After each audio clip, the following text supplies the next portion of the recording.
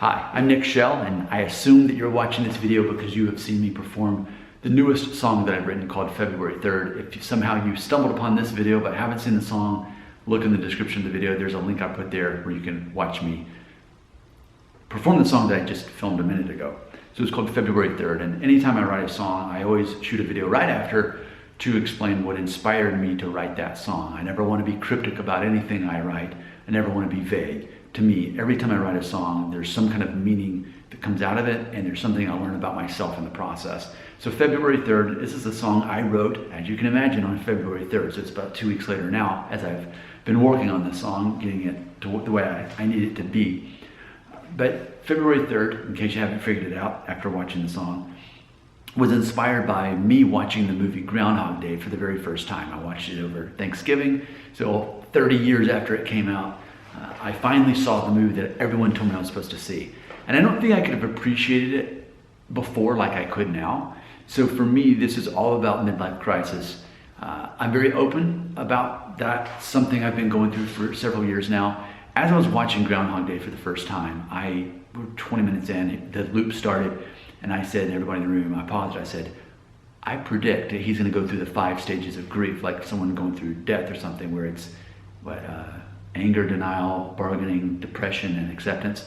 I said, I bet he's gonna go through those as he's trapped in his own life and can't get out of this day, February 2nd. And I was right, that's exactly what happens. And I looked it up afterwards, and I found out from the screenwriter, he wrote the movie with that in mind. That ultimately, yes, those are the 5 stages of grief, of accepting our own death.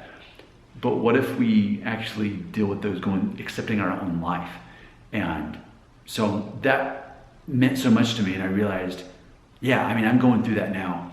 Well, specifically, since watching that movie and since sorting that out, my family, we've bought a house in Alabama, so we're going to be moving from Tennessee, and it's going to be a different pace of life. It's going to be a slower pace of life. It's going to bring more meaning to life.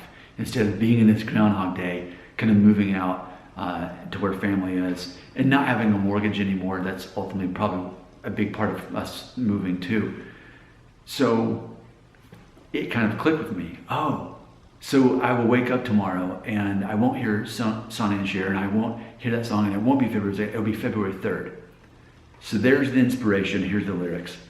I'd been awake for an hour this morning before I was discerning what day it was. Now that's a true story. 2 weeks ago today, on a Saturday morning, I woke up and I was at the gym. I was finishing up, and I'd been up for an hour, and as I was leaving the gym, I looked at the clock to see what time it was, and it made me think of Groundhog Day. I was like, oh, okay, today's February 3rd, and I'd been up an hour. It took me that long to realize, oh, just like the movie, he wakes up, he finally moved past that loop. So I realized I was in luck. Something was different. Sun was shining, birds were singing, got me thinking, what if it worked this time? That's also a true story, because right after I got back from the gym, I went on a walk. I always do every day, hour-long walk. And it was in the morning, and despite being, the winter, the sun was out and the birds were singing, and I was just kind of out there by myself on the walk, and just everything felt great. So all of that happened that morning that I wrote this song. So what if it worked this time? Meaning I finally got out of the loop. The chorus is, the calendar date has finally changed. I learned from mistakes I made on Groundhog Day. I broke free from the monotony. It's February 3rd, and this is the first day of the rest of my life. So I just feel that's so symbolic of where I'm at personally.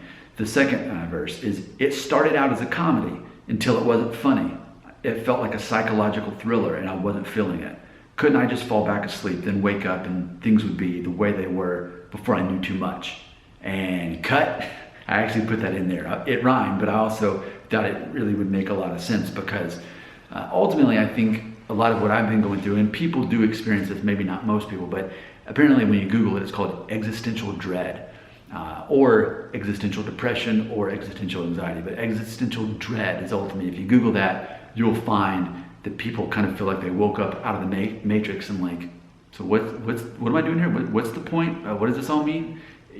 You wake up in this vision of nihilism, and like, I wish I could just go back before I started seeing life that way, and just go along with the game, and felt the inspiration that I felt before when the first half of my life. But now that I'm halfway through, I have to reevaluate the meaning of my own life, especially now that apparently I won't have a mortgage anymore, and I'll have a quieter life where time goes by slower and we're by family. So it's a good thing, but it's me sorting this out. And so then I end with the bridge where it says, ask me about my midlife crisis. Convince me I'm not losing my mind over this.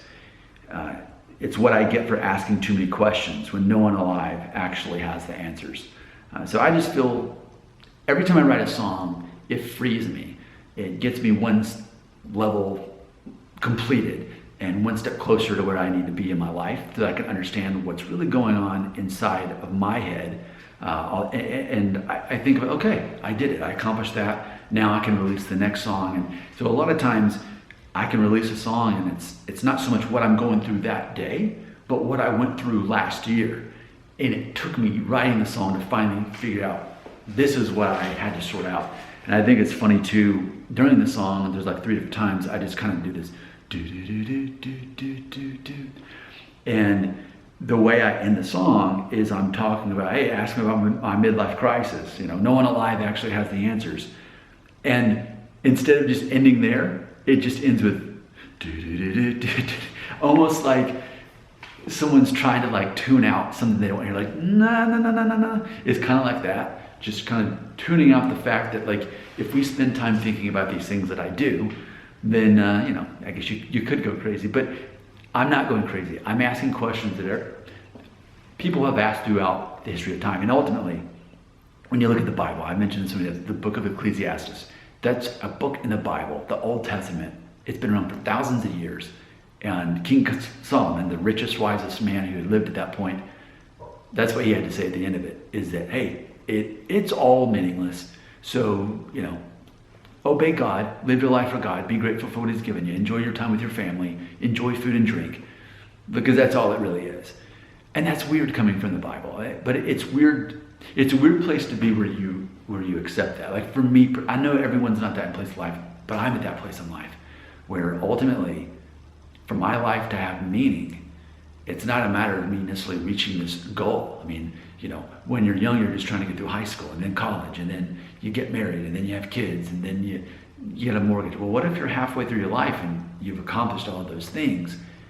How do you have to readjust. You have to find ultimately a new mountain to climb to give you a new perspective on what you're supposed to do with all these resources, this knowledge, and ultimately this confidence that you have. But what do you do with it? It's like when you beat a video game and then you can start it over with all your power-ups. There's certain, like Super Mario 3, Super Mario World, there's certain ones like you can just start it from the beginning, but now you know everything. You know where everything is, you have all the power-ups. And that's what it's gonna be like for me. I really feel like this is gonna be me breaking out of the loop. And I think this will help me feel like I have broken free from that loop. So thanks for watching this video. And again, if you haven't seen me do the song, there is a link right there where you can check it out. Oh yeah, you wanna leave a comment? Right there.